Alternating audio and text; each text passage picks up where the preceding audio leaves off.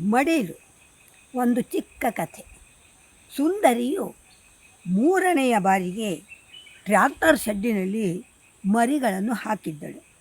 ಎಂದಿನಂತೆ 2 ಪುಟ್ಟ ಪುಟ್ಟ 4 ಇಂಚು ಉದ್ದದ ಮುಗ್ಧ ಸುಂದರ ಮರಿಗಳು.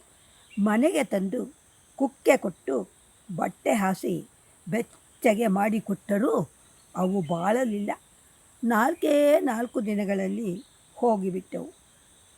ಪಾಪದ ಸುಂದರಿಯ ಹಾಲನ್ನು ಕುಡಿಯುವ ಮಕ್ಕಳೇ ದೂರವಾಗಿದ್ದವು. ಸುಂದರಿಗೆ ಹಾಲು ಕಟ್ಟಿತು. ಸ್ತನಗಳಲ್ಲಿ ಅಸಾಧ್ಯವಾದ ನೋವು.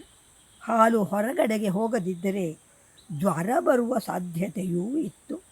ಶ್ವೇತ, ಬಾ ಮಗ, ಒಂದಿಷ್ಟು ಹಾಲನ್ನು ಚೀಪಿ ಕುಡಿ ಎಂದು ತನ್ನ ಮಗನನ್ನು ಕರೆದಳು.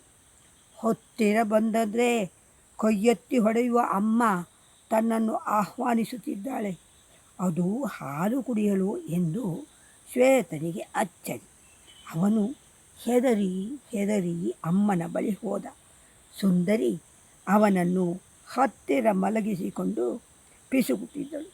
ಕುಡಿ ಮಗ, ಹಾಲು ಕುಡಿ, ನನ್ನನ್ನು ಈ ಅಸಾಧ್ಯ ನೋವಿನಿಂದ ಪಾರು ಮಾಡು ಎಂದಿದ್ದಳು.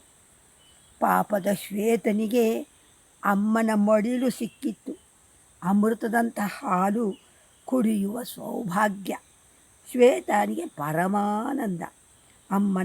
ಮೊಲೆಗಳನ್ನು ಚೀಪಿ ಹೀರಲಾರಂಭಿಸಿದ. ತಾಯಿ ಮಗ ಸಂತೋಷದಿಂದ ಹಾಡಿದವು.